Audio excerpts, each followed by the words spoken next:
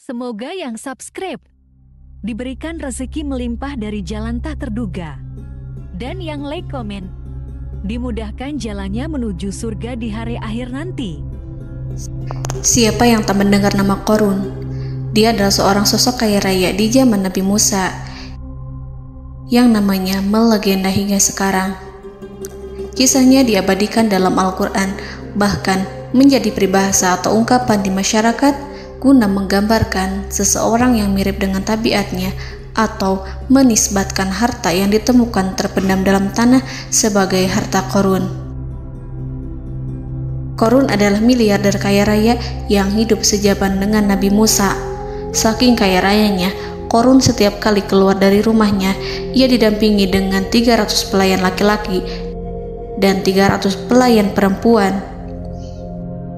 Qorun juga dikawal oleh 4.000 pengawal yang diiringi 4.000 binatang ternak ditambah 60 ekor unta yang khusus membawa kunci-kunci gudang penyimpanan harta kekayaannya itu.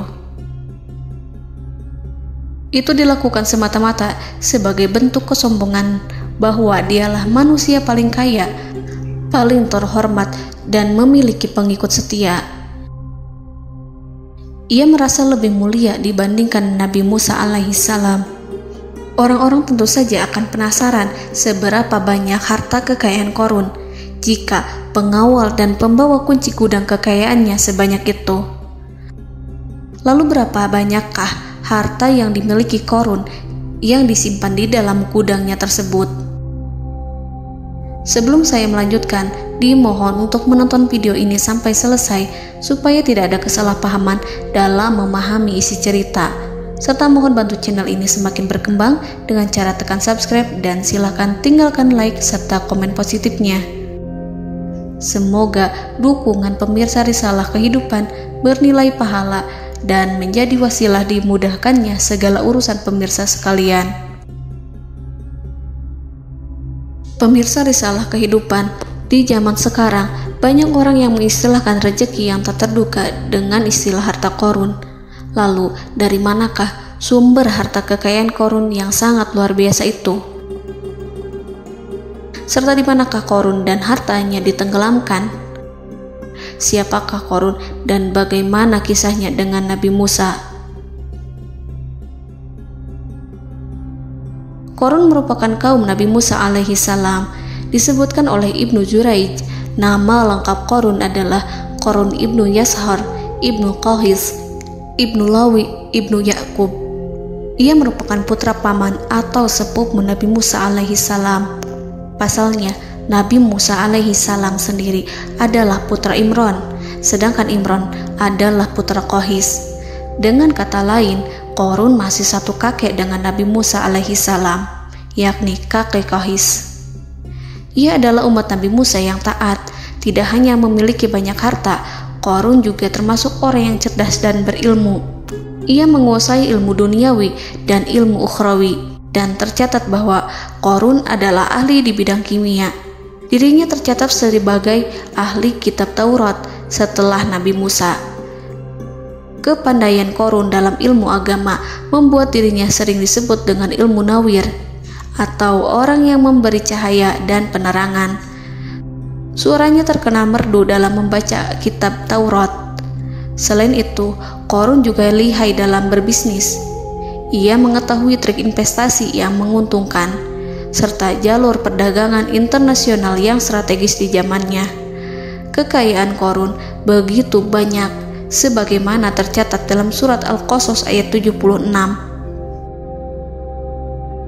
Sesungguhnya Qorun termasuk kaum Musa, tetapi dia berlaku aniaya terhadap mereka. Kami menganugerahkan kepadanya perbendaharaan harta yang kunci-kuncinya sungguh berat dipikul oleh sejumlah orang-orang yang kuat. Dalam riwayat Kaisamah disebutkan, kunci gudang kekayaan Qorun dibutuhkan 60 bigol atau sejenis kuda kecil. Ukuran kuncinya sebesar jari, bahannya terbuat dari kulit, dan setiap kunci digunakan untuk satu gudang. Maka keluarlah Qorun kepada kaumnya dalam kemegahannya. Para ulama tafsir menjelaskan Qarun keluar dengan mewah diiringi dengan 300 gadis berbaju merah dan 4.000 kendaraan kuda. Tak heran, iring-iringan Qarun itu mengundang decak kagum mereka yang gandrung terhadap harta kekayaan. Sebagaimana yang terekam dalam ayat Al-Quran, moga-moga kiranya kita mempunyai seperti apa yang telah diberikan kepada Qarun. Sesungguhnya ia benar-benar mempunyai keberuntungan yang besar. Quran Surat Al-Qasas ayat 79. Namun tak sedikit kaumnya yang mengingatkan. Ingatlah ketika kaumnya berkata kepadanya, janganlah engkau terlalu bangga, sesungguhnya Allah tidak menyukai orang-orang yang terlalu membanggakan diri atau farihin. Ulama menafsirkan istilah farihin di sana juga berarti takabur, zolim, berbuat kerusakan, arogan, dan tak mau bersyukur terhadap nikmat. Qarun dikisahkan memiliki ribuan kuda yang berisikan emas dan perak.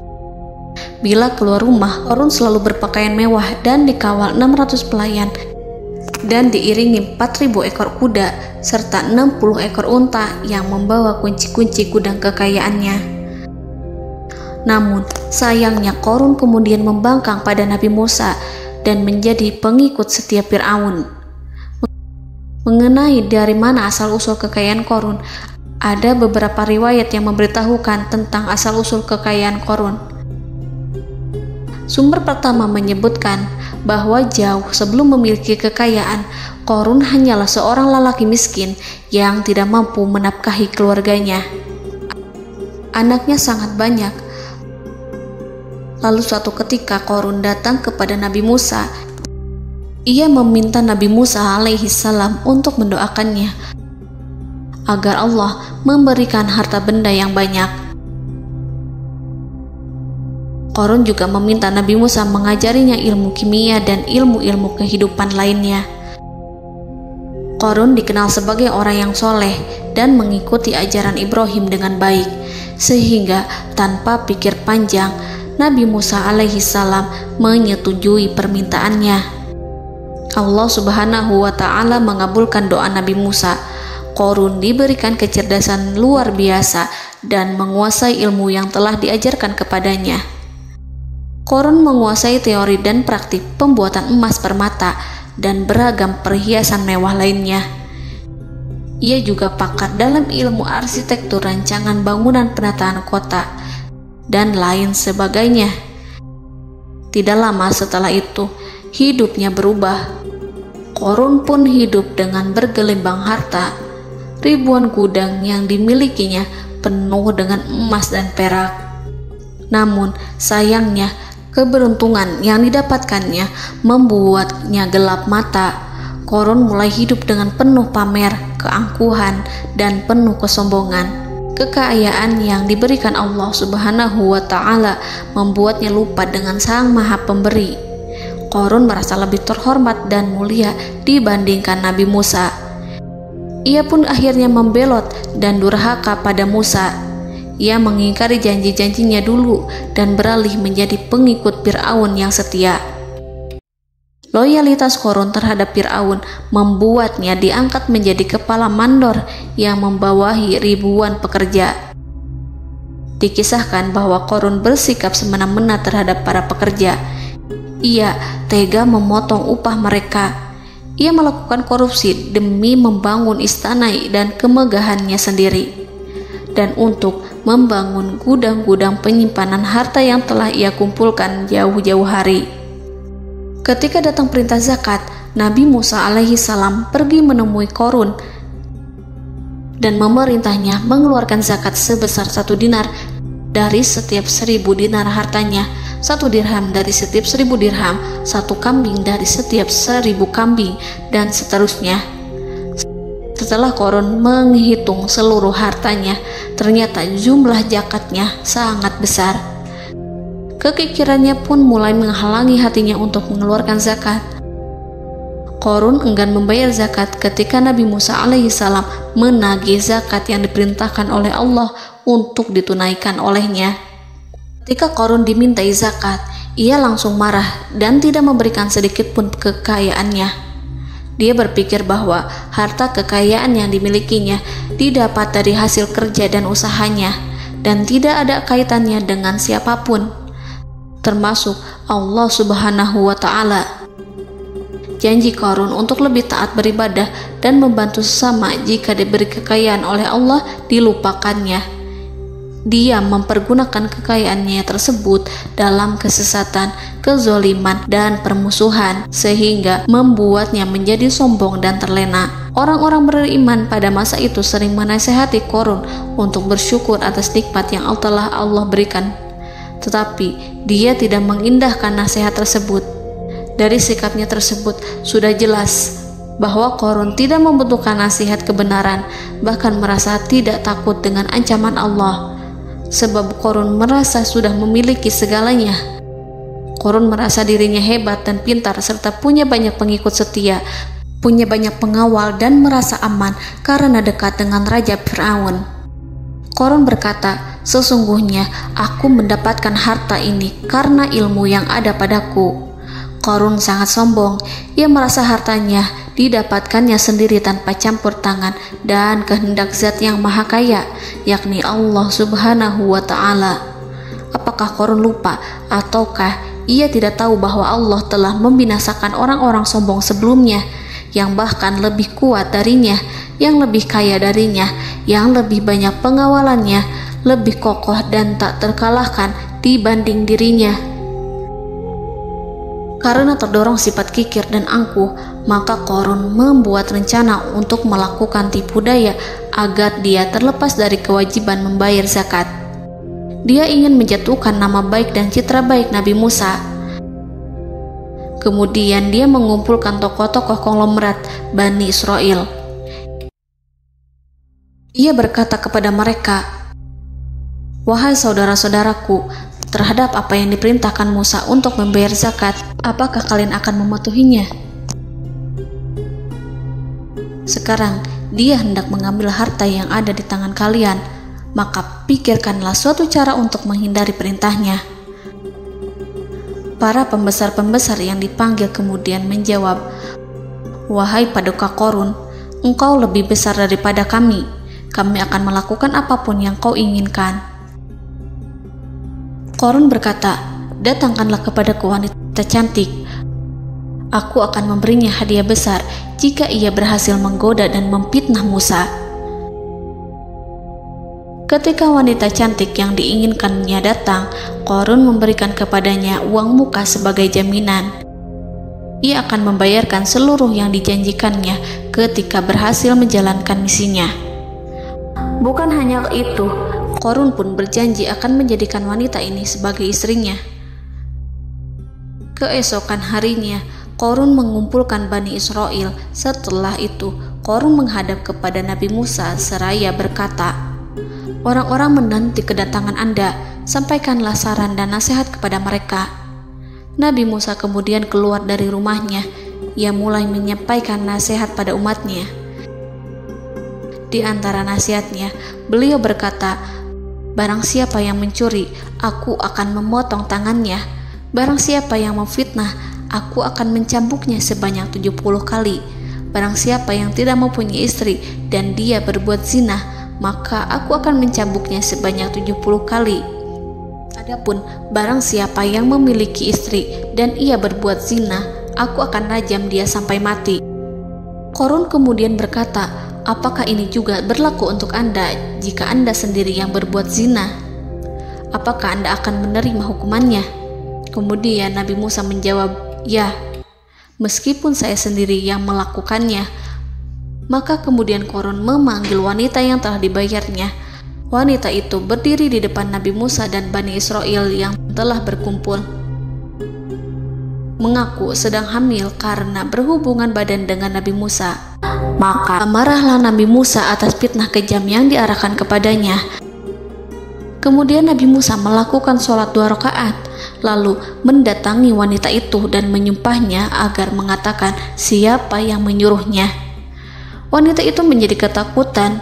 Ia bergemetar di depan Nabi Musa dan mengaku bahwa yang menyuruhnya adalah Qarun. Lalu wanita itu bertaubat dan meminta maaf kepada Nabi Musa. Seketika Nabi Musa bersujud seraya berdoa kepada Allah agar menimpakan azab kepada Qarun. Allah memberi wahyu kepada Musa bahwa bumi telah dijadikan tunduk kepada perintah Nabi Musa. Kemudian Nabi Musa berkata kepada bumi, "Wahai bumi, telanlah Qarun beserta kekayaannya, habiskanlah semua." Kala itu Allah menurunkan wahyu kepada Musa alaihissalam untuk memerintah bumi apapun yang diinginkannya. Begitu Nabi Musa alaihissalam datang dengan wajah sangat marah, barulah Qarun merajuk, "Wahai Musa, sayangilah aku." Sementara Nabi Musa alaihissalam tak bergeming. Beliau lantas berkata pada bumi, "Wahai bumi, ambillah mereka." Seketika rumah Qarun mulai bergetar. Qarun dan antek-anteknya mulai dibenamkan hingga bagian lututnya. Rumahnya ikut turun sedalam lutut. Qarun kembali merajuk, "Sayangilah aku Musa." Rumahnya kembali berguncang. Kini Qarun dan kawan-kawannya kembali terbenam hingga pusar. Demikian pula rumahnya. Qarun terus merajuk, "Wahai Musa, sayangilah aku." Sementara Nabi Musa alaihissalam kembali meminta bumi, "Wahai bumi, ambillah mereka." Rumah Qarun berguncang lagi, sementara Qarun dan kawan-kawannya terus terbenam hingga bagian tenggorokannya. Demikian pula rumahnya. Qarun lagi-lagi menjerit, "Wahai Musa, sayangilah aku." Namun Nabi Musa alaihissalam tak bergeming. Beliau terus meminta bumi menelannya hingga akhirnya Qarun dan kawan-kawannya hilang seluruhnya ditelan bumi. Tak lama setelah itu Allah berkata, "Wahai Musa, apa yang membuatmu bersikap demikian? Padahal demi kemuliaanku, andai dia Qarun berdoa kepadaku, niscaya aku akan rahmati.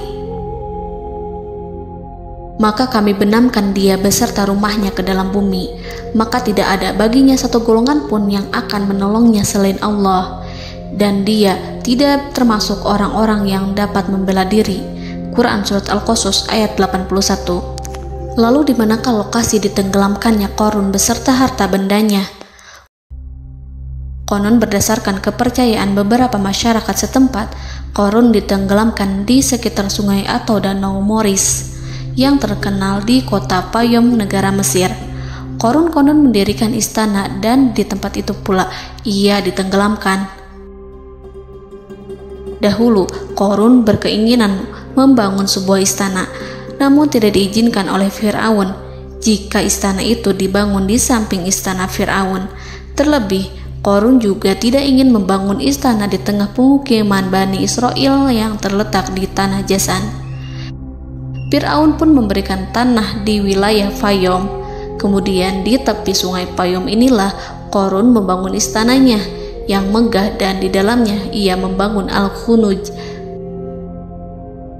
gudang penyimpanan harta berisi emas dan perak.